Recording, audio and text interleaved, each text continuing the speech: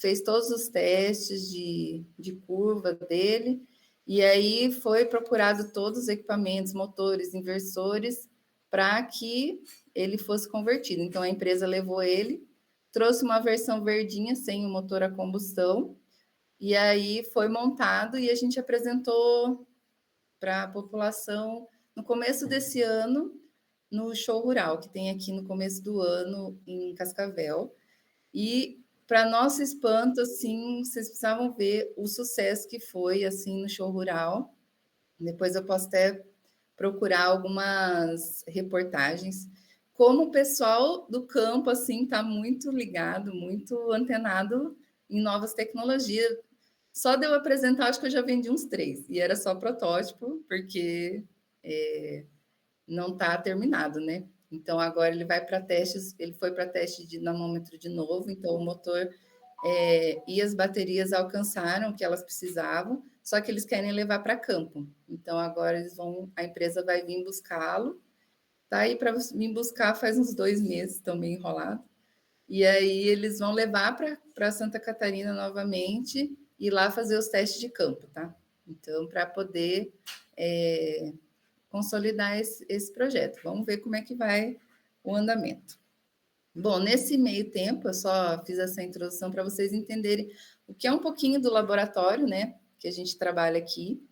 E aí eu fui trabalhar com o que estava acontecendo aqui na cidade, que era o prefeito e a prefeitura que iriam trabalhar também com ônibus elétrico. E a gente começou, foi muito interessante esse projeto, porque a gente começou a trabalhar em parceria, eu e a universidade e a prefeitura. Um projeto caminhou meio não junto, sabe? Lateral. Mas foi legal porque teve muitas trocas assim de insights. A gente foi várias vezes conversar com eles com a gente. Então, quando a gente vai falar em mobilidade, né, dentro da cidade, vocês estão trabalhando com transição, que está muito em voga hoje, a gente precisa entender um pouquinho como funciona isso na cidade. A mobilidade não é só um deslocamento do ponto A até o ponto B. Tipo, eu quero ir até lá no centro, eu vou por essa rota, como pega como é que chama o GPS, né? Ele está todo envolvido em toda a malha urbana. Então, não é apenas os transportes que a gente tem que lidar com ele, que são os veículos, né, as bicicletas, os patinetes, eles são os instrumentos, mas o restante também está envolvido, né? A questão da gestão pública é muito importante, como a prefeitura, como o governo, como eles estão interligados nessa mobilidade, como eles entendem essa mobilidade, né? A forma urbana tem muito a ver, depois, mais para frente, eu vou colocar alguns exemplos nesse deslocamento.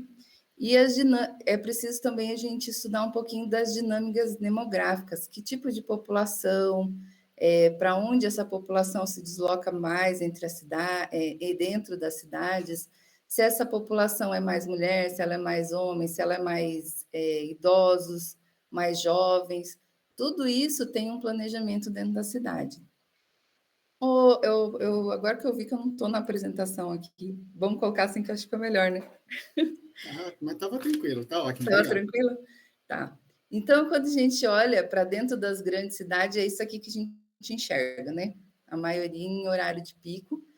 São grandes congestionamentos quilométricos, e se a gente for analisar os números, apenas 14% dos deslocamentos são feitos por veículos. Isso é um número, assim, assustador. Então, se todo mundo resolver comprar carro, a coisa vai piorar, assim, assustadoramente, né? Então, 42% ainda dos deslocamentos são feitos através de ônibus, trens, que são os coletivos, né? E o restante é feito por modais ativos, que a gente chama, que são ou a pessoa vai a pé, ou ela vai de patinete, ou ela vai de bicicleta. O Brasil, ele teve um crescimento aí populacional muito grande. A maioria dos países, né, subdesenvolvidos cresceu muito grande devido à industrialização acelerada, né? Em menos de 70 anos, a gente teve um país que era agrário para um país urbano. Isso causou assim vários problemas na cidade. As cidades cresceram desordenadamente, né? Ela teve uma segregação espacial muito grande, a gente vê isso nitidamente. Então, cidades muito espalhadas, que demandam muito da nossa do espaço, né, da mobilidade. A gente não tem mais essa concentração que a gente pode ver em cidades mais antigas, assim, que é aquela concentração saudável, né? E uma falta de planejamento. Esse olhar que a gente precisa ter para o atendimento das necessidades das pessoas e a proteção do meio ambiente foi uma coisa que foi surgindo muito depois, né? A Política Nacional de Mobilidade mesmo foi em 2012. Então, a maioria das cidades que a gente tem no Brasil, ela cresceu desordenadamente, esse boom de, de industrialização, né? Que foi aí mais ou menos na década de 70, muito ligado também à indústria do automóvel, fez com que as cidades não tivessem esse planejamento. E aí, quando a gente fala de meio ambiente, a gente não tem como lidar sem falar da poluição, né? Então, no Brasil, hoje, esses dados aí são desse ano, 2023, né? Dados de 2022. A gente pode perceber nesse gráfico do sistema de estimativa de gases, né, de efeito estufa, que a maior parte dos gases emitidos no Brasil são da mudança de uso da terra, em primeiro lugar, né? Em segundo, da agropecuária, em terceiro, da energia. Eu vi algumas palestras e eu acho que realmente é isso. O Brasil tem o Brasil é um país maravilhoso, né? Que tem muitas riquezas naturais, a gente tem uma matriz energética elétrica limpa, então o Brasil tem grande possibilidade de estar diminuindo drasticamente essa emissão que a gente gera. Então, porque isso está muito relacionado a essa mudança dos da terra, as queimadas e outros, e a questão da energia também. Nesse mapinha do Brasil dá para a gente ver que essa concentração energética, e aí dentro da energia o maior gasto dele eu vou mostrar depois um pouquinho, é o transporte, e a gente vê que está concentrada mais na região sul e sudeste, né? E hoje no mundo, um terço, os transportes, de maneira geral, eles são, um terço deles é causado pelo transporte, tá? No Brasil, a gente tem esse modal, que é o que eu falei antes, que é o rodoviário. O Brasil, entre tantos rios que tem, entre tanto mar, optou pelo modal rodoviário. Então, a gente tem estradas, né, cortando o Brasil todo e muitos automóveis. Então, 93% aí são modal rodoviário desse transporte e a maioria derivado de petróleo. 70%, que é a fonte energética aí desse modal. Se a gente for ver, então, o Brasil ele é signatário aí de alguns acordos que são internacionais, né, como o Acordo de Quioto, o Tratado de Paris, e aí para um desenvolvimento sustentável. Então, a gente tem procurado objetivos e metas para que a gente consiga cumprir com esse tratado, né? Que é o desenvolvimento sustentável aí para as futuras gerações. Então, dentro das ODS, que a gente chama, que são os objetivos aí de desenvolvimento sustentável, aonde entraria, né, a questão da mobilidade nas cidades e a gente fazer essa transição. Então, seria mais o objetivo número 7, né? E aí ele tem que até 2030 a gente deveria aumentar, assim, substancialmente a participação das energias renováveis aí na matriz energética global. o objetivo 13, que é o combate às alterações climáticas. E aí a gente tem uma grande meta, que seria integrar essa política nacional das mudanças do clima nas políticas das cidades, das políticas nacionais, né? É uma coisa bastante complicada de se fazer, mas é uma meta. E aí, o objetivo 11, que seriam cidades e comunidades sustentáveis. E então, dentro desse objetivo, a gente deveria melhorar a segurança viária e acesso à cidade por meio de sistemas aí da mobilidade urbana mais sustentável, mais inclusiva, mais justa entre a população. E aqui ele já fala mesmo que a gente deveria optar pelo transporte público de massa, que eu falei um pouquinho, mas vou falar um pouquinho mais depois, e o transporte ativo. E, por último, estaria ligado ao consumo e produção responsáveis, né? Que é a gente reduzir aí substancialmente a geração de resíduos por meio da economia circular e as suas ações de prevenção, redução, reciclagem e reuso de resíduos. Dentro disso aqui é o que a gente vem trabalhando aí na questão da mobilidade. Então, se pegarmos um desenho, que é um desenho de uma rua, e essa rua a gente colocar 50 pessoas, que seria o tamanho de um ônibus, né? Mais ou menos. A gente, nessa imagem, daria para ver o espaço que a gente poderia ocupar com 50 pessoas dentro de um ônibus, 50 pessoas, cada uma dentro de um carro, e 50 pessoas de bicicleta. Então, a gente vê que para as grandes cidades vai ser inviável continuar com essa política de aumento de veículos. A gente tem que ir para um modal diferente, um modal de transporte urbano, de modal ativo, que é o que tem sido desenvolvido aí nos outros países, que multimodais, né? Um sistema integrado, onde a gente tem um multimodal, onde as pessoas conseguem se deslocar. Primeiro trecho, segundo trecho e final de trecho, que a gente chama. Essa política da cidade ela tem que ser sustentável, ela tem que vir com novos modelos de energia, ela tem que ser mais humana, e aí a tendência mundial é elétrica, e eu vou falar um pouquinho depois.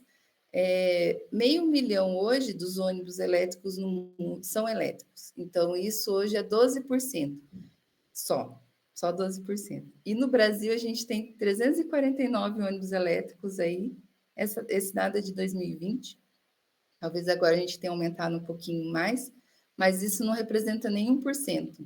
Então, para vocês verem como o Brasil está atrasado nessa questão, né?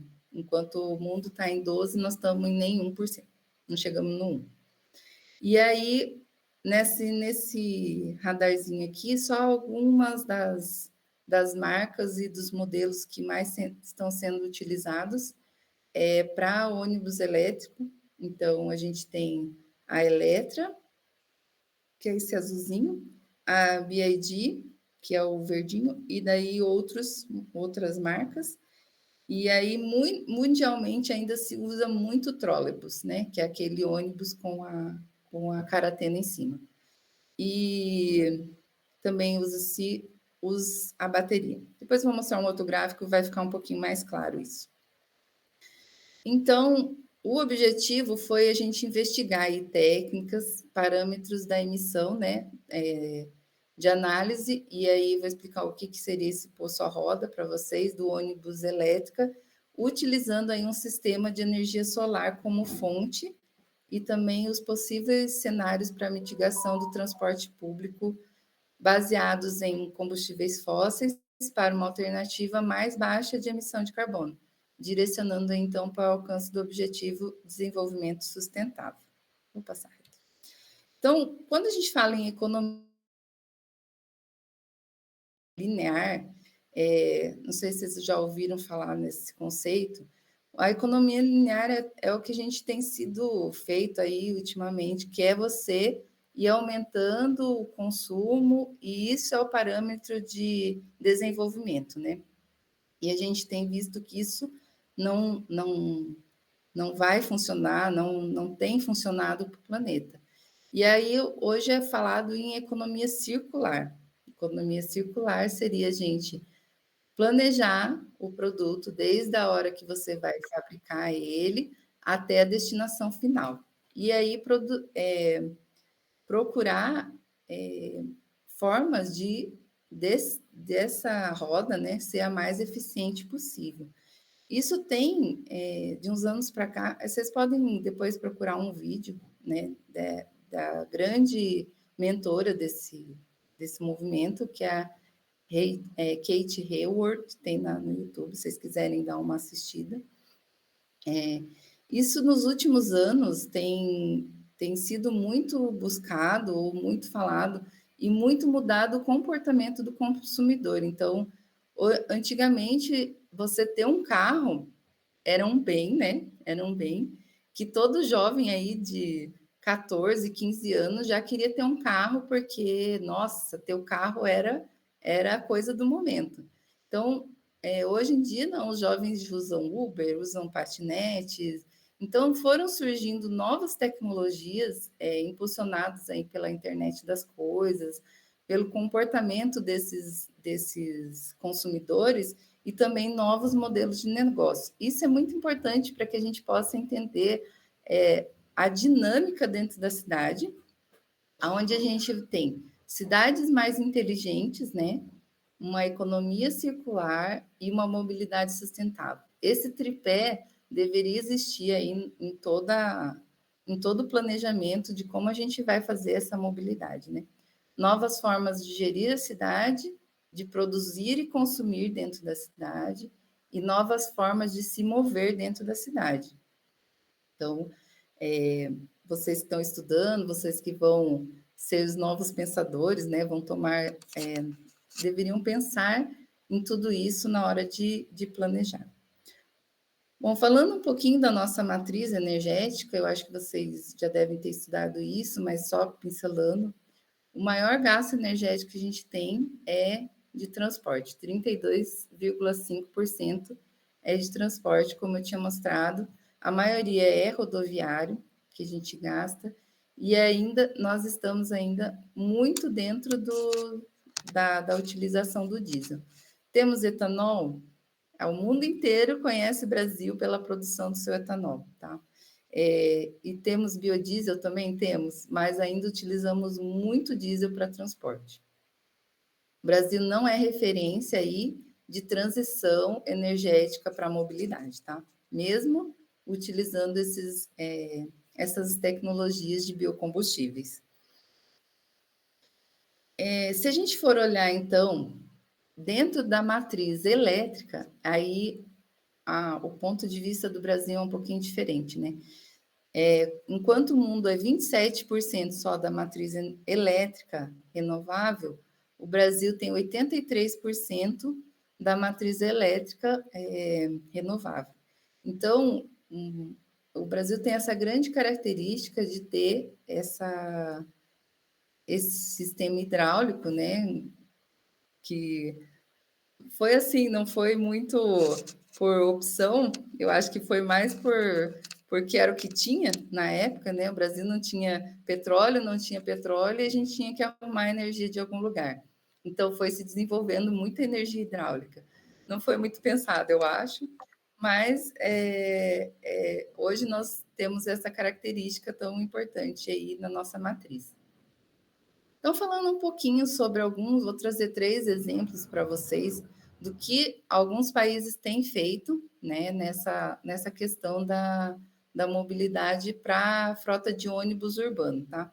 Então, o maior exemplo que a gente tem é a China. A China declarou que ela ia ter mobilidade elétrica e ela fez isso. Então, o que eles têm hoje?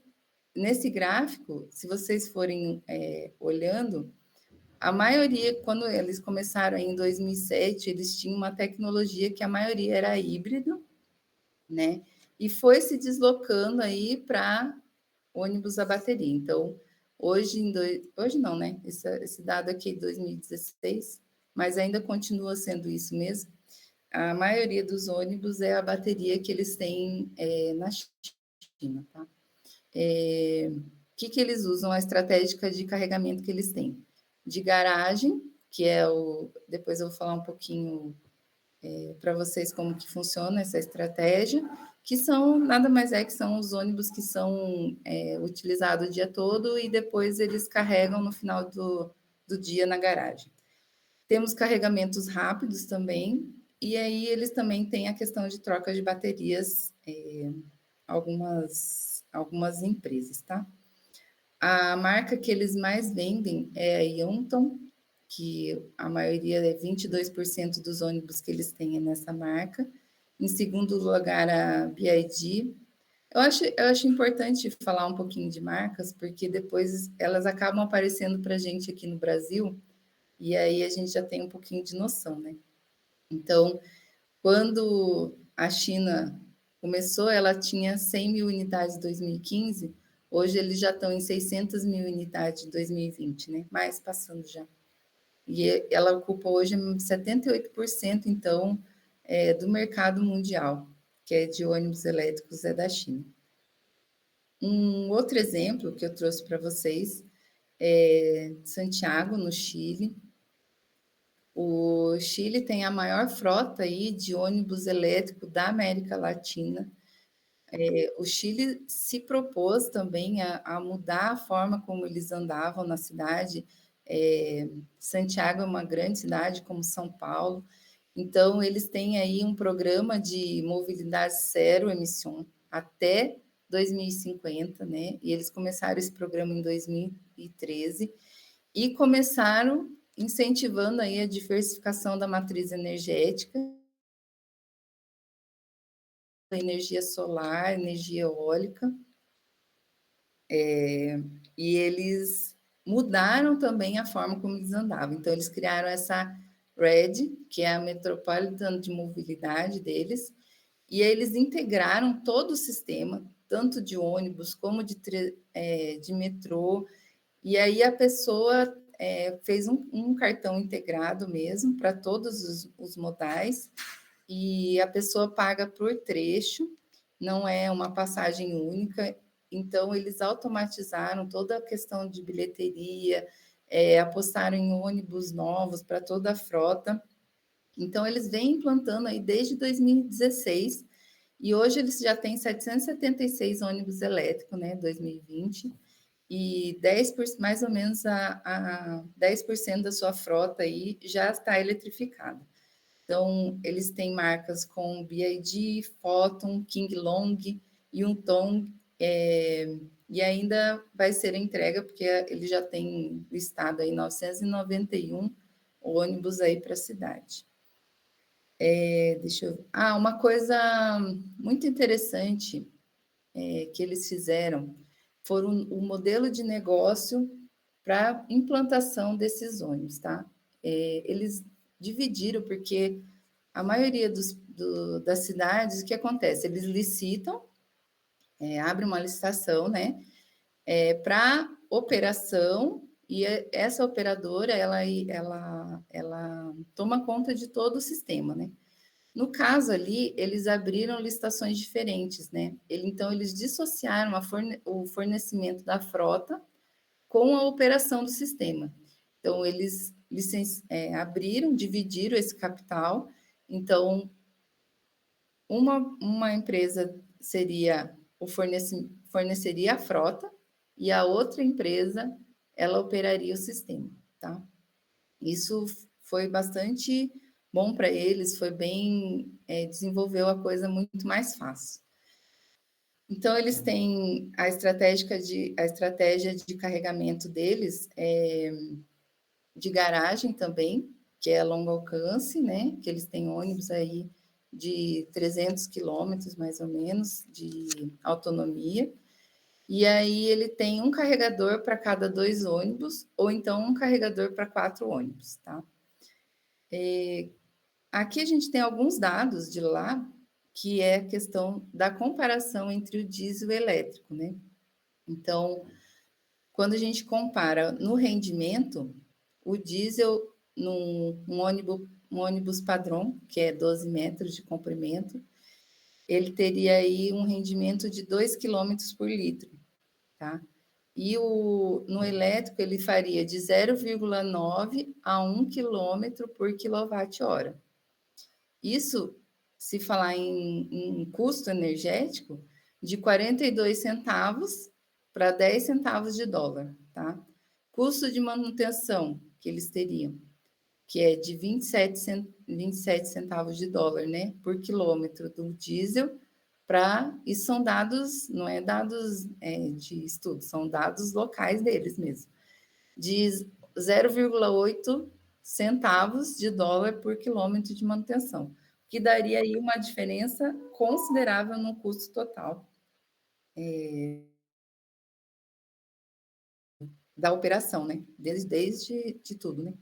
Então, um outro dado é que eles foram implantando nos terminais deles placas solares. Então, hoje, 215 ônibus deles já são abastecidos aí com energia fotovoltaica. Um outro exemplo que é bastante diversificado, porque pega a União Europeia inteira, então não tem como a gente falar de um programa só, de um planejamento só, apesar que eles têm um acordo, né? E aí todos eles pretendem chegar, né, nesse acordo, que é o Acordo Verde Europeu. Eles querem ser neutro em carbono aí até 2050, e parece que até 2030 eles já não vão mais fabricar ônibus a combustão, veículos a combustão. E então, se a gente olhar nesse gráfico, a gente consegue ver algumas das cidades, alguns dos países, né, da União Europeia, e quais são as tecnologias que ele tem utilizado aí para essa transição. E a gente percebe que o elétrico vem avançando apesar que a União Europeia é uma dos países aí que tem mais ônibus a hidrogênio também. Então, eles têm 4.000 ônibus elétricos em funcionamento, né? Tem ônibus elétrico a baterias, híbrido plug-in, os trólebus, né? E ônibus com célula de combustível, que nem eu falei. Ainda a maioria é diesel, mas isso tem se modificado aí ao longo do ano. Outro gráfico que mostra mais ou menos a mesma coisa, mas de uma forma diferente. Então, se a gente tirar uma foto aí do panorama que a gente tem dos elétricos, a gente tem que hoje 14 milhões, e esse dado já é desse ano, 14 milhões de unidades aí globais de veículos leves, né, veículos elétricos, com previsão em chegar em 145 milhões em 2030. Isso é 10% do total. A gente tem 1,4 bilhão de veículos leves no mundo todo. Os ônibus elétricos que a gente tem hoje no mundo são 635 mil, a maioria na China, grande parte dele. Isso é uma porcentagem mais ou menos 12% de ônibus no total, né? E aí, para caminhões, 31 mil unidades aí, que é muito pouquinho. Então, vários países europeus, como Bélgica, Noruega, China, eles alcançaram aí participações de venda acima de 50%, principalmente em veículos elétricos, a gente percebe que vem avançando. Isso devido a algumas questões, algumas políticas que eles foram fazendo. Estruturas regulatórias de subsídio, né? As políticas de redução de emissão, políticas de segurança energética e a diversificação dessa matriz energética dos países para a redução do petróleo e graças também à expansão de tecnologias para a mobilidade elétrica, que é a redução do custo da bateria e também, consequentemente, a redução do valor do veículo, porque a bateria aí é 50% do valor do veículo, né? Elétrico. Então, falando um pouquinho das tecnologias que a gente tem no mercado, São principalmente 3, e aí depois vou falar mais de 2 que eu acrescentei aqui, que a primeira seria o ônibus elétrico a híbrido, que ele funciona com diesel, né, ele é abastecido dentro dele. Aí a gente tem o ônibus elétrico a célula de combustível, e é onde ele é abastecido com hidrogênio. Hoje a gente tem em pesquisa, tem algo, acho que tem 1 ou 2 ônibus rodando, quando esse ônibus é abastecido com etanol, tá? E temos o ônibus elétrico a bateria também, que aí ele seria carregado com eletricidade. Dentro dessas tecnologias também tem sido desenvolvido aí o ônibus a combustão a biometano, que é mais atual, o GNV é mais antigo, mas ainda tem alguma coisa em circulação. Quando a gente fala em tipologia de ônibus elétrico, a gente pode separar ele em 3 partes, tá? A gente pode separar ele em infraestrutura de carregamento, sistema de armazenamento de energia dentro dele ou a propulsão. Quando a gente fala em estrutura de carregamento, a gente tem 3 tipos, tá? Indução, que aí poderia ser estática ou dinâmica. Indução seria o carregamento, aquele celular que vocês colocam em cima, é a mesma coisa, funciona para o veículo. Ele pode ser estático, quando ele para na vaga, ou ele pode ser dinâmica, e a gente tem algumas estradas na Europa, aonde o veículo ele anda e ele é carregado ao mesmo tempo. Ele pode ser plug-in, quando ele é carregado na tomada, né? Com o plug da tomada, ou ele pode ser de linha aérea, ou via caratena, né? Que a gente tinha falado, que são aqueles fios contínuos, ou via pantógrafo, e depois tem uma foto que vai dar para vocês verem melhor isso. Quando a gente fala de sistema de armazenamento ou a célula de combustível, tá? Dentro das baterias, 3 são as mais utilizadas, que são chumbo ácido, mas aí é mais para sistemas secundários no veículo, não principal. Íons de lítio e íons de sódio, que tem sido desenvolvido ainda, mas não tem grande precursor. Vou dizer que o íons de lítio foi o que mais teve um desenvolvimento, por isso a corrida, né, atrás do lítio. E dentro dessa tem o cobalto e níquel ou a de fosfato ferro-lítio. Então, mesmo o fosfato ferro-lítio ele ter uma menor do que cobalto, a base de cobalto e níquel, mas ela é mais economicamente melhor. Então, ela tem sido desenvolvida e tem sido fabricada e vendida mais do que a cobalto níquel. Então, e quando a gente fala em propulsão, ele pode ser elétrico puro ou híbrido. E aí a gente tem híbridos em paralelos, híbridos em séries ou híbridos combinações híbridas, várias combinações, tá? Então, vamos falar um pouquinho dos elétricos híbridos, tá? Eles são abastecidos por diesel, tá? Ou ele pode ser plug-in, que daí ele é abastecido das 2 formas.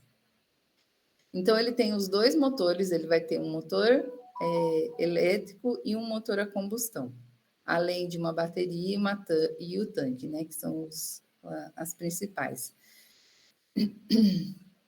O veículo, a gente sabe que o motor a combustão, quando ele está dentro da cidade, ele demanda aquela questão da marcha, para, vai, volta, anda, para.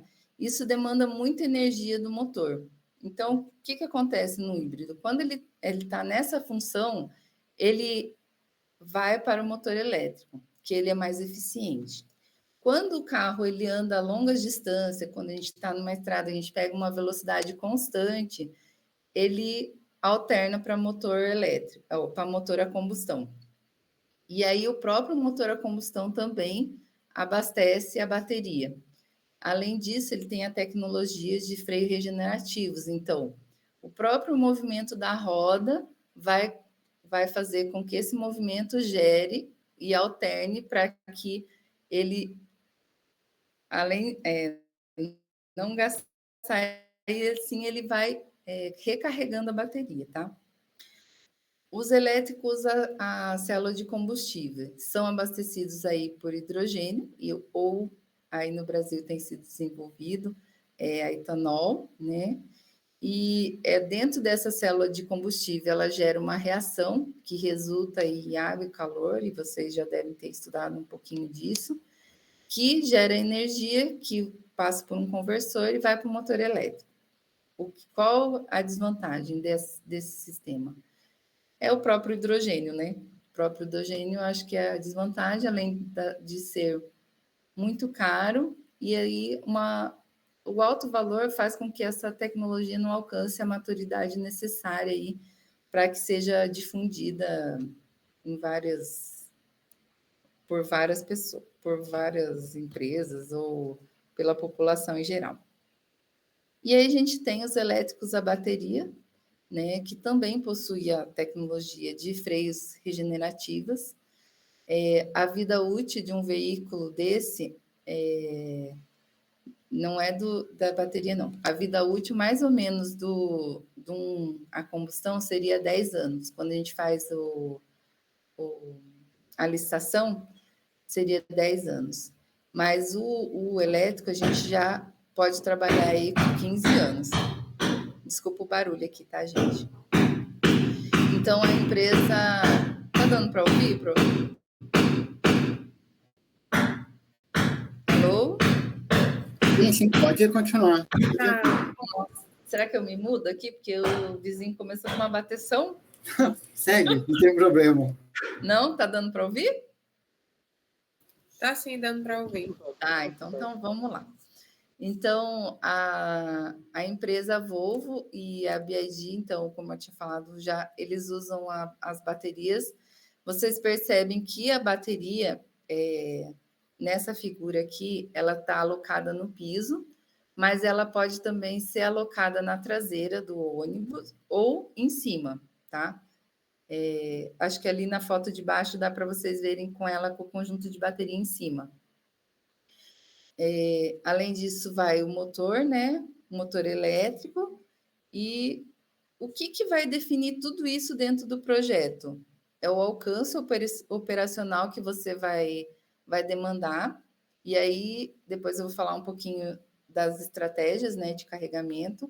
O tamanho desse veículo, né? Qual é o tipo da bateria que você vai usar, a capacidade que ela tem, o tempo da recarga dela, o preço do veículo. Então, tudo isso vai fazer parte dentro do seu projeto, tá?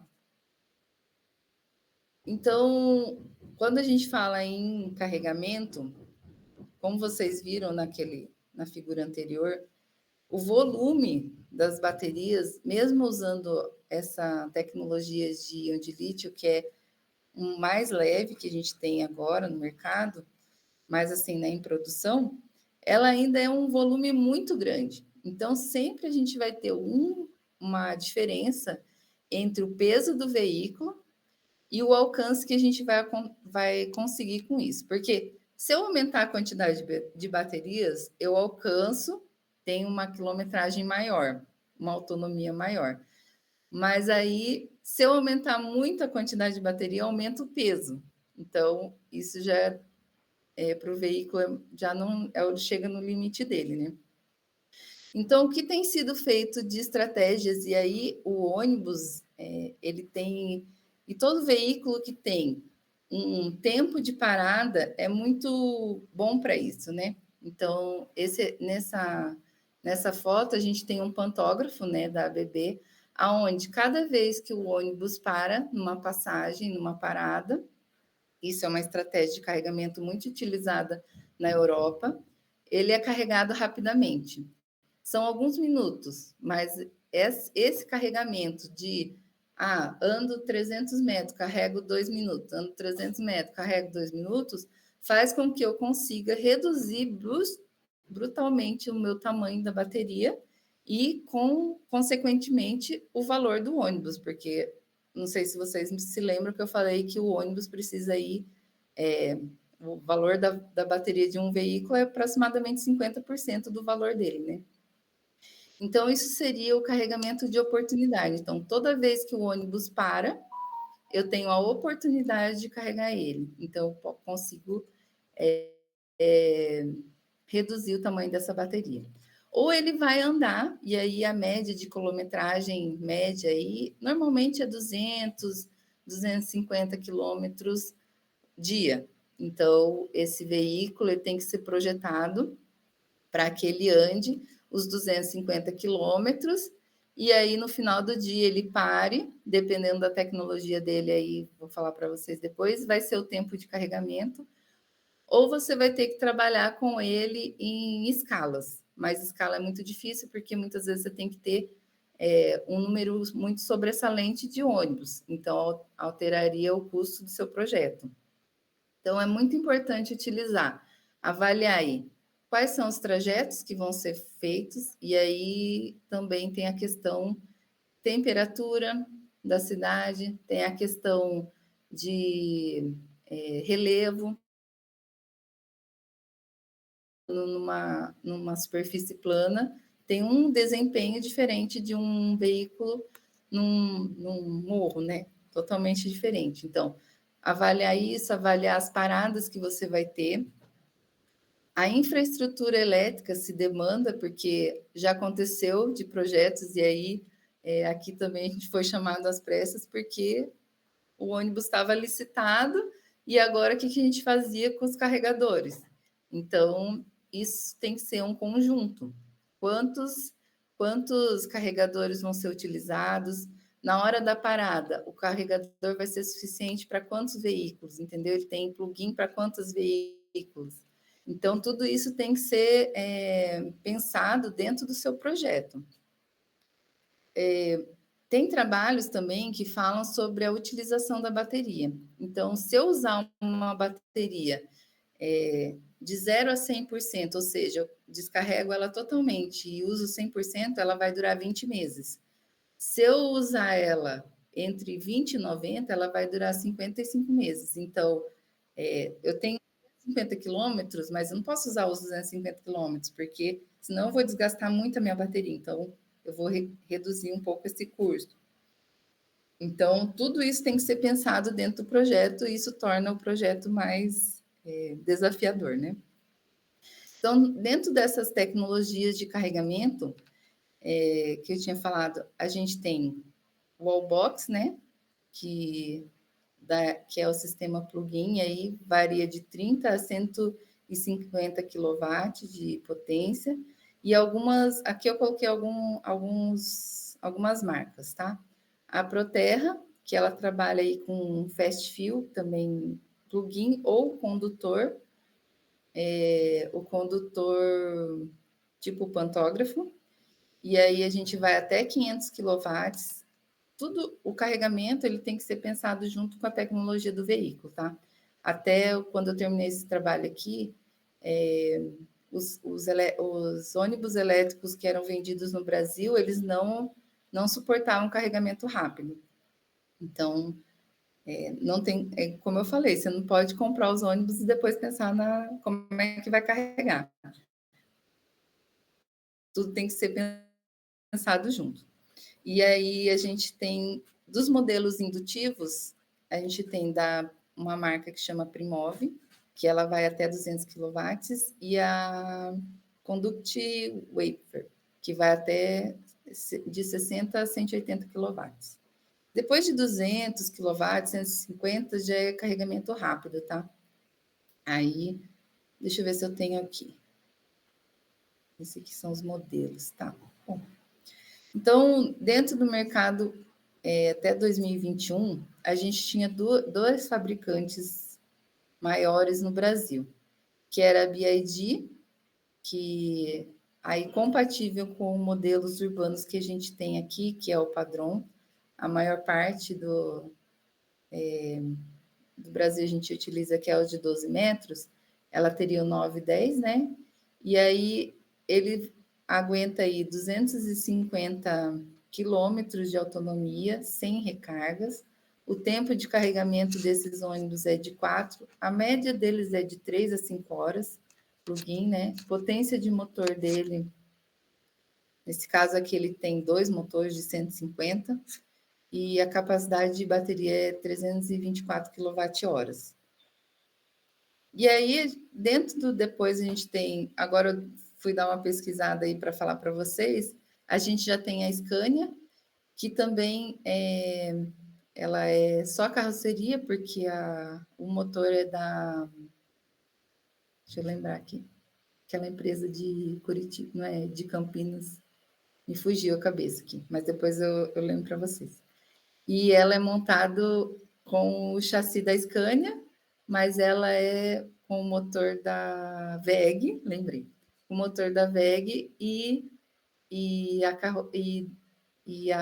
a montagem pela Eletra. Daí a gente tem a japonesa agora, Haiger, e também o que tem sido desenvolvido no Brasil mesmo, que é brasileiro, a Marco Polo. Tá? Então, todas elas têm aí, que nem eu falei para vocês, uma média, porque a gente não...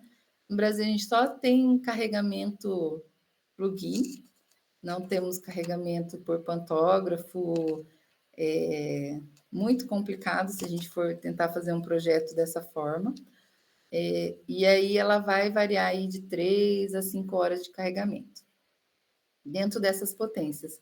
Você vê que a Eletra ele consegue fazer uns projetos de carregamento, deixa eu ver se é Eletra, acho que é. Mas é mais ou menos a mesma base. Eles meio que se uniram para fazer características que é mais ou menos das cidades do Brasil, né? Então, dentro desse conceitos de carregamento rápido, lento ou noturno e oportunidade, então a gente tem que pensar algumas estratégias, né? Dá para ser feito o carregamento estático, quer dizer, vai parar no depósito à noite, vai ser carregado. Qual é o tipo do carregador? E aí eu falei para vocês até 150. Depois, se ele for um carregador já rápido, ele já vai ultrapassar aí de 150 a 300 kWh. E aí a gente consegue uma carga aí de 10 minutos. Né? Isso tem um custo maior, mas aí a gente diminui o custo da bateria, como eu tinha falado para vocês. Eu acho que é o alcance, 200. Ah, tá. Outra coisa importante é que se você consegue fazer esse carregamento rápido, você também aumenta aí a quilometragem que você consegue alcançar durante o dia, porque daí você vai fazer vários carregamentos e não um só.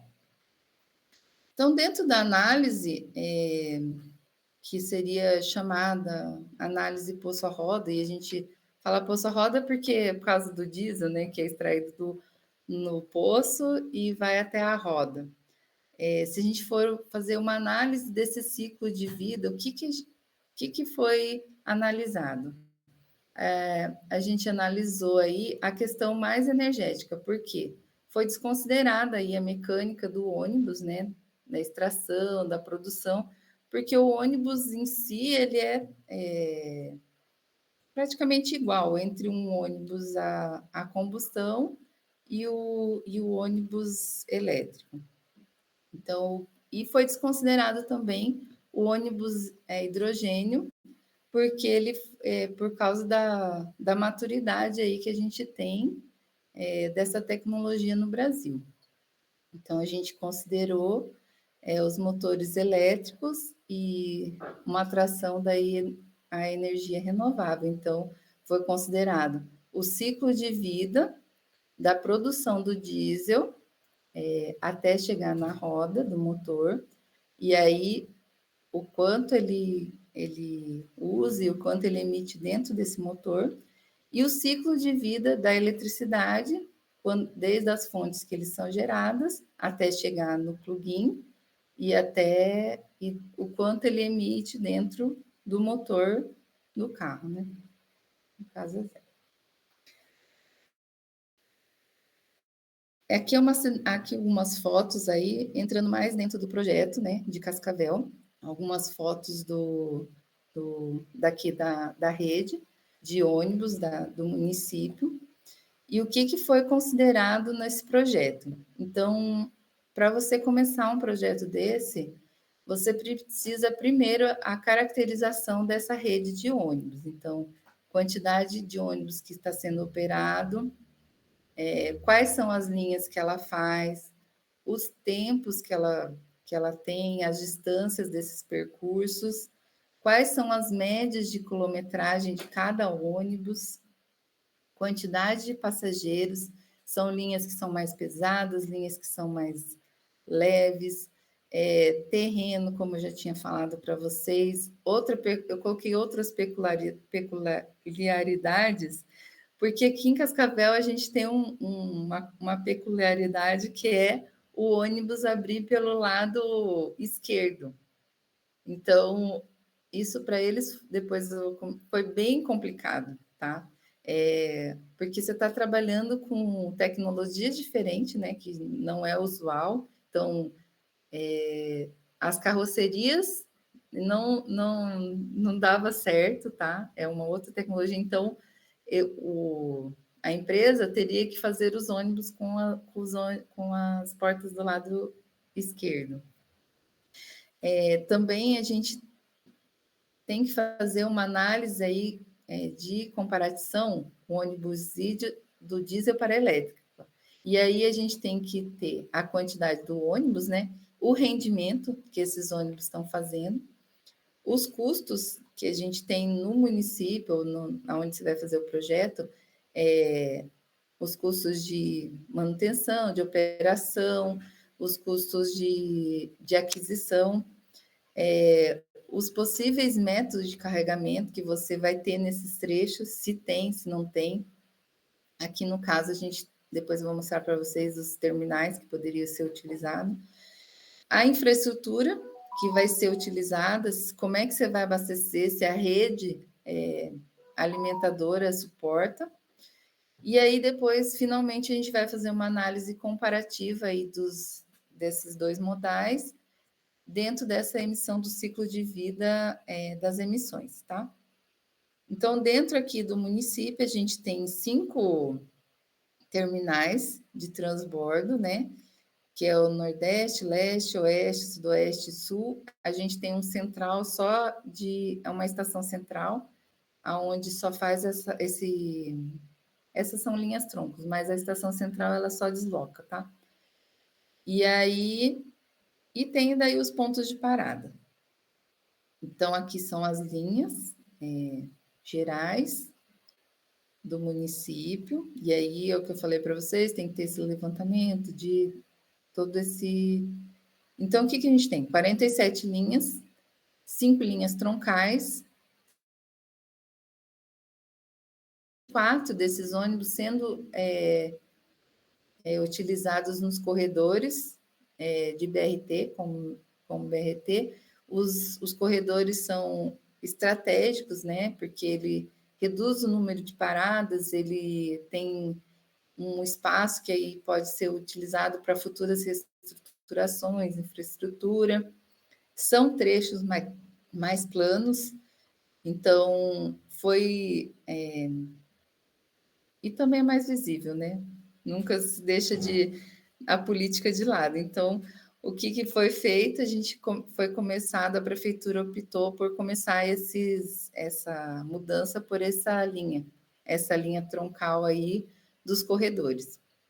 Então, foi feito aí todo o levantamento de percurso, média, tempo, e também um levantamento de quais modelos que a gente tinha. Então, 30 ônibus a gente tinha da Mascarello Granvia, no chassi da Mercedes, de 12,5 metros, com capacidade de 37 passageiros, uma vaga de reserva cadeirante, 5 portas e também 4 portas.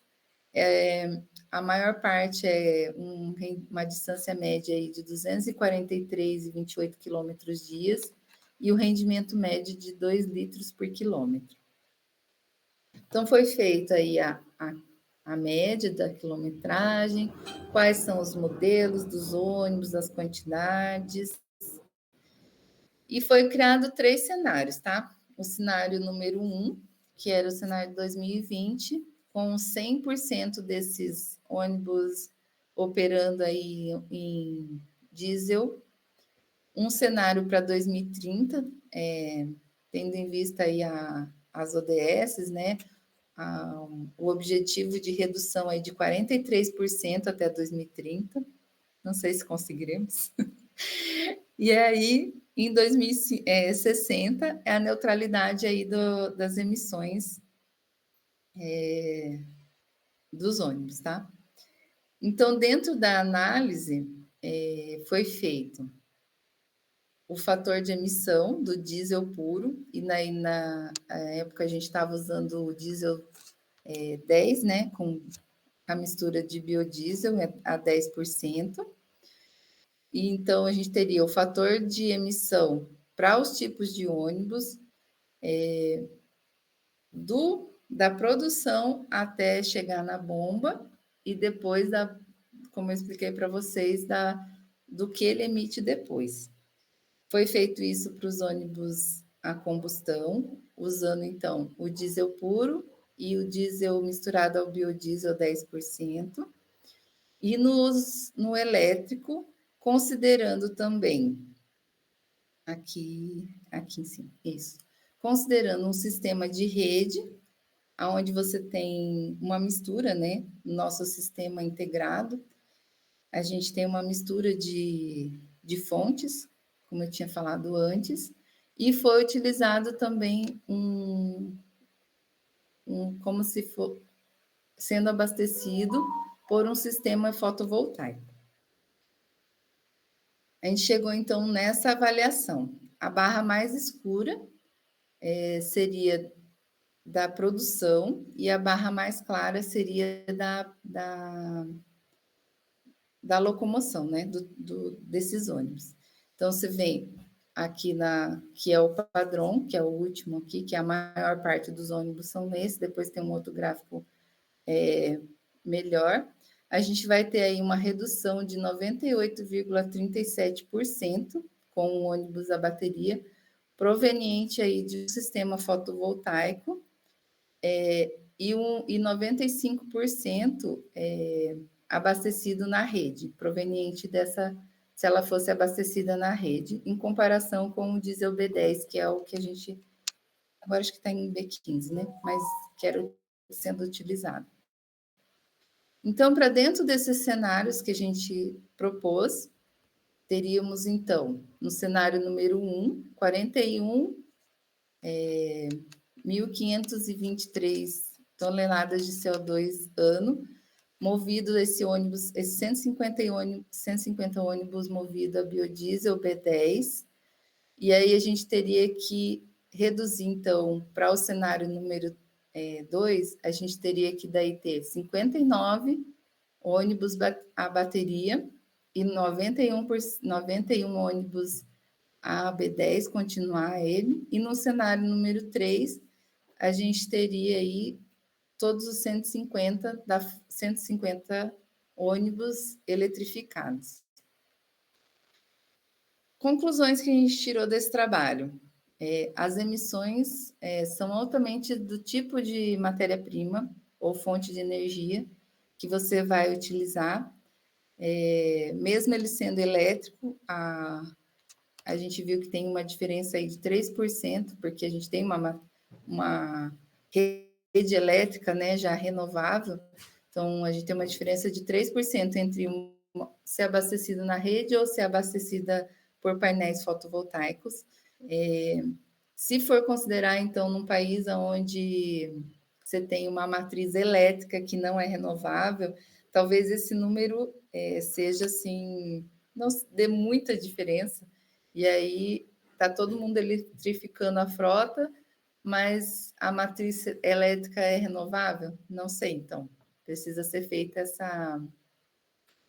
essa consideração, né? Por isso é importante essa análise do ciclo de vida todo.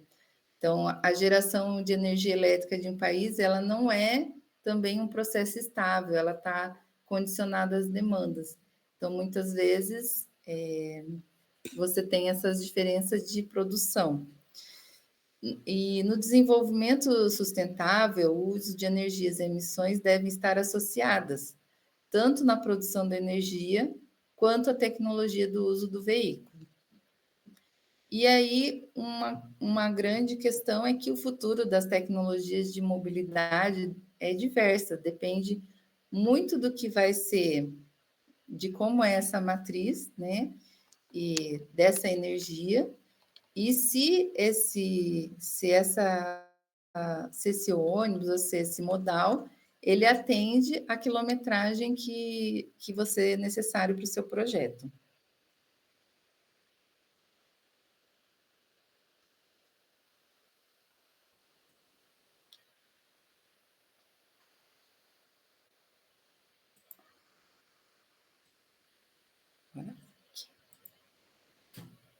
Então, eu acho que a gente tem grande possibilidade de estar desenvolvendo projetos mais sustentáveis aí para as nossas cidades. O Brasil tem grandes possibilidades, mas eu acho que o trabalho é bastante árduo aí, principalmente nas nossas políticas.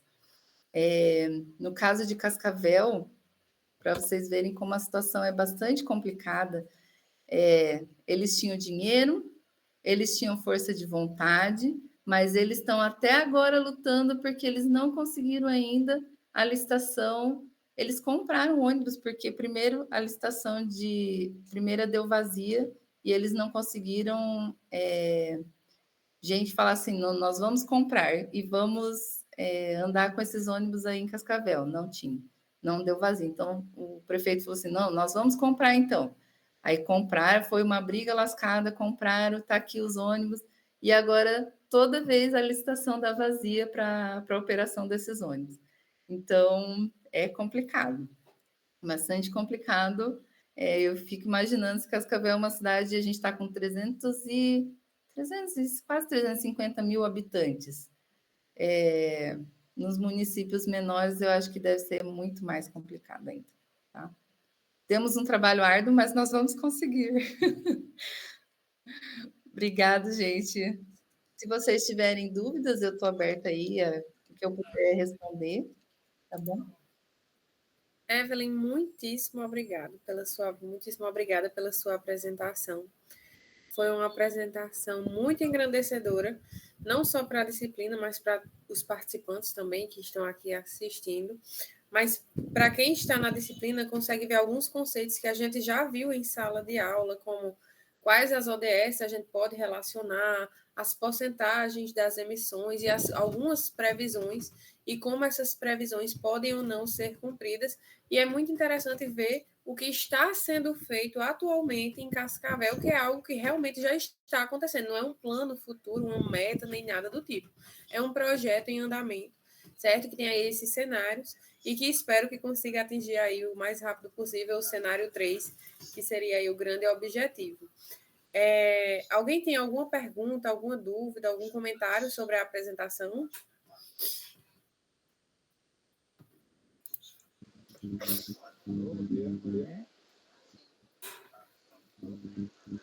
Professor, vou botar um pouquinho baixo o seu áudio. Sim, alô? Sim, alô? Melhorou? Agora ok. Sim, bom dia. Bom, primeiramente, parabenizar a professora Evelyn. Excelente material, né? Que nos atualiza aqui na área de engenharia. Eu fiquei com uma dúvida com relação às emissões, né? Nós estamos reduzindo emissões do CO2 e existe algum modelo de mercado que se permita transformar ou monetizar essa redução do CO2 usando um veículo elétrico, talvez com talvez algum incentivo fiscal ou talvez alguma monetização dessa redução do CO2? Obrigado.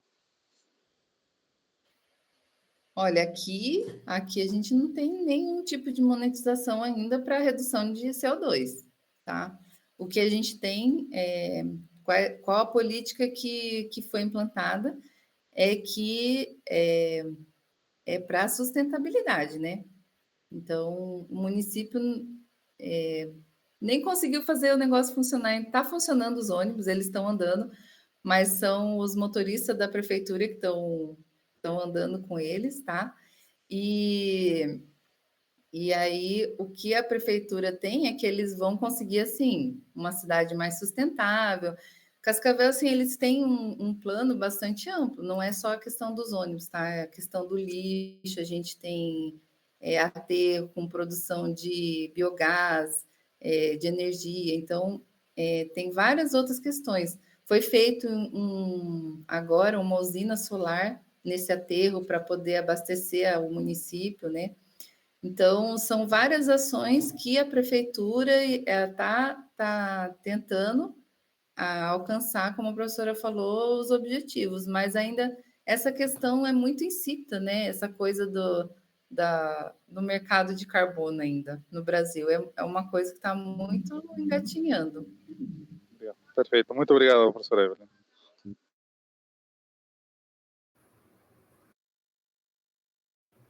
Evelyn, enquanto o pessoal cria coragem de perguntar, de fazer uma pergunta rápida. Quantos ônibus foram comprados? Né? E quantos ônibus no total, tu ainda sabe de cor, quantos ônibus tem em Cascavel rodando? Porque foi pego só as linhas tronco, né? Pra gente ter uma análise. São 150, tá? Total. Foi comprado 15. Então, a gente tem 10% aí. Então, naquele cenário que a gente teria o primeiro, a gente teria que ter aí 59 ônibus, tá? O banco de financiamento já deu aval para a compra de mais 15. Então, o município teria recursos para a produção, mas aí eles estão nesse entrave aí, sabe? Hoje existem outras políticas, que até esqueci de mencionar, que são os aluguéis desses ônibus, né? A gente tem empresas como a Enel, que eles dão o ônibus, né? E já até o operador parece. Então, o município vai pagar um aluguel e esses ônibus vão rodar no município. Lógico que o custo se você for pôr na ponta do lápis, é maior, né? Mas aí você não tem toda essa dor de cabeça aí que o pessoal está tendo. Tá certo. Obrigado, Evelyn. Nada. E aí, pessoal, mais alguma pergunta, comentário? Eu tenho. Parabéns pela apresentação, Evelyn. O meu áudio tá bom? Tá ótimo. É realmente um tema muito pertinente, ver a perspectiva do planejamento urbano no tema de eletrificados. Você citou várias inovações tecnológicas em diferentes setores, né? Eletrificação das máquinas elétricas, do agronegócio, ônibus elétricos, trolleybus, células de combustível. Qual desses que você citou você apostaria mais para a substituição do diesel no contexto da realidade brasileira em termos de setor? Seria o setor agro, o setor da frota ou o transporte individual? Veja bem, o elétrico tem a questão da autonomia, né? Então, quando você pensar em todos os modais, o que se tem falado muito é que o elétrico serve para onde você tem a segurança de que você vai chegar no outro ponto sem ter morrido no meio do caminho. Então, para veículos leves, para a cidade, o elétrico é fantástico, né? Você tem a oportunidade de estar carregando isso no supermercado, em qualquer lugar. Às vezes a pessoa não anda nem tipo toda a carga que ela tem dentro do carro. Pequenos caminhões também que fazem entrega, eles também são ótimos elétricos, né? Ou até que faça vizinhos assim. Então, mas aí, quando você já começa a falar em longas distâncias, né? Aí já começa a complicar. Porque daí você não tem todo esse aval de carregamento. O motor elétrico ele é muito eficiente. Nem a gente está fazendo o trabalho do transportador, ele atingiu muito bem. Agora a questão é se a bateria vai conseguir atingir, entendeu? Na hora que estiver lá no campo, porque uma coisa é você colocar o transportador ali no dinamômetro, e aí vai de boa. Mas na hora que você estiver lá no campo e aí você solicitar da bateria uma energia grande para subir um morro, será que ela vai atender? Entendeu? Essas questões. Então, quando você fala de um transporte mais pesado, o elétrico começa a ficar complicado. E aí, quais são as alternativas que a gente tem? São os biocombustíveis, o hidrogênio, né? O hidrogênio, a gente não pode também descartar. E agora os biometanos da vida, né? Que são os gases para diminuição aí do efeito dos escapes aí. Não sei se eu respondi a tua pergunta, Thaís. Não, perfeitamente. Obrigada, Evelyn. Acrescento aqui para a turma, como trabalho na área de montadoras, né, que para a parte de frota individual, assim, veículos pequenos, leves, uma das possibilidades é o aumento da tensão da bateria de 400 volts a 800 volts ou múltiplos, né? Já entra numa segunda problemática, que seria a questão do carregamento desses novos veículos que vem aí, mas é uma tecnologia que surge nos últimos 5 anos para tentar aumentar a autonomia. É isso. Obrigada, Evelyn. Nada. Ô, Thaís, você me fez lembrar de uma coisa que é o seguinte: o projeto também tem que tomar cuidado na hora de você adquirir, porque assim, ó, você vai adquirir um lote, tá? E aí as prefeituras têm essa dificuldade assim de ela não sabe quem vai aceitar, né? Eles vão fazer a licitação e aí eles não sabem. Então aquele lote X não tem um padrão. Então aquele lote X vai vir com para carregamento tanto, de tantas outras. Aí no outro lote, aí vai ser a outra empresa que vai aceitar. E aí aquele lá vai vir com uma outra tecnologia de carregamento. E aí, como é que você vai integrar os dois no seu projeto? Entendeu? Isso também já teria que ser pensado na hora de fazer a licitação. Até porque, dependendo da empresa, tem um plugin diferente, né? Padronizado. Sim. Verdade. Não só o plugin, como daí a questão da tecnologia da bateria do veículo e do carregador, né? Sim, sim. Evelyn, chegou uma pergunta aqui no chat do aluno João Marcos, dizendo: com o aumento da frota de veículos elétricos, surge a preocupação com o aumento na geração de resíduos eletrônicos, especialmente relacionados a baterias e componentes eletrônicos. Quais estratégias podem ser adotadas para mitigar esse impacto, promovendo reciclagem, reutilização e economia circular, sem comprometer os avanços na mobilidade sustentável? Sim. Quando o veículo, a bateria ela não está mais operando no veículo, né? Ela ainda sobra uma energia residual aí de 50%, 60%. Não é pouco, não. Então, o que tem se estudado, né? Porque é uma tecnologia nova, é igual aos painéis. Ah, tá cheio de painel fotovoltaico, o que nós vamos fazer com esses painéis na hora que eles não funcionarem mais, né? Então, a pergunta dele é muito pertinente. Então, o que tem se estudado fazer disso? Bancos de baterias, e aí a gente vai utilizar em redes de supermercado, ao invés de ter um gerador lá que vai queimar diesel quando acabar a energia, vai ter um banco de baterias lá. E o restante vai ter que ser reciclável. Existem já processos de reciclagem de bateria, tá? É complicadinho, mas é aquela questão da maturidade da tecnologia também. A gente acredita que vai chegar numa maturidade onde essa tecnologia vai ser reciclada. Obrigada, Evelyn. Outro aluno Lucas, perguntou aqui: quais estratégias estão sendo utilizadas para o carregamento desses ônibus em Cascavel? Aqui em João Pessoa, geralmente param vários ônibus ao mesmo tempo e na maior correria. O carregamento nas paradas são viáveis em Cascavel? Não, aqui foi feita estratégia de garagem, tá? Então, na hora da parada, ninguém para lá e quem chegar primeiro liga na tomada.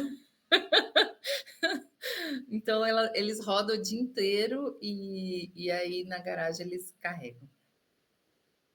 Inclusive, o prefeito de João Pessoa e o governador da Paraíba divulgaram, semana passada ou retrasada, que estão fazendo o investimento em ônibus elétricos. Vão começar os testes em fevereiro do ano que vem, para a implementação ser no segundo semestre de 2025. Não informaram quantidade, marca, nem nada do tipo, mas já existe aí esse planejamento que foi divulgado nessas últimas semanas. Que legal, olha só. Parabéns aí. Mas as prefeituras estão se mexendo, né? Eu acho isso muito válido. Assim, o ônibus dos veículos pesados, a diesel é o que mais dá certo com elétrico, sabe? E aí o custo operacional disso cai drasticamente, assim. A briga maior aqui é porque realmente a prefeitura queria passar esse custo para a população, né? Esse sobressalente do que vai sobrar, eles queriam passar para a população. Tipo assim, não vamos operar domingo sem pagar passagem, sabe? E os operadores não querem aceitar. Eles querem ganhar a sobra para eles. O município comprou o veículo e ainda eles querem ganhar a sobra para eles, entendeu? Deixa eu ver se tem mais alguma pergunta aqui. O Pedro Henrique Mendes Guimarães perguntou: esse tipo de carregamento em Cascavel, quem chega primeiro, não atrapalha o horário das frotas? Não, porque ele já foi projetado para isso, né, Oswaldo? Dentro do projeto ele já foi feito dessa forma. Tá certo, obrigado. Mais alguma pergunta, gente? Se quiserem perguntar diretamente, a gente agradece, né? Não tem. Alguém tem mais algum comentário? Vergonha, gente. Oi, a Thaís falou que ia perguntar, ela perguntou mesmo, né, Evelyn? Sim, ela veio só para fazer a pergunta difícil. Ela ficou treinando, né? Eu acho que eu vou falar um pouquinho aqui, só para a gente, enquanto o pessoal ali, só para a gente fechar. A questão dos créditos de carbono é super importante a gente evoluir nisso, né? Uma vez que a gente está deixando de emitir também ser monetizado por isso, né? Eu acho que o grande obstáculo hoje é a gente não ter uma certificação, né? A gente não consegue certificar a fonte de geração e, consequentemente, a gente não consegue quantificar isso, né?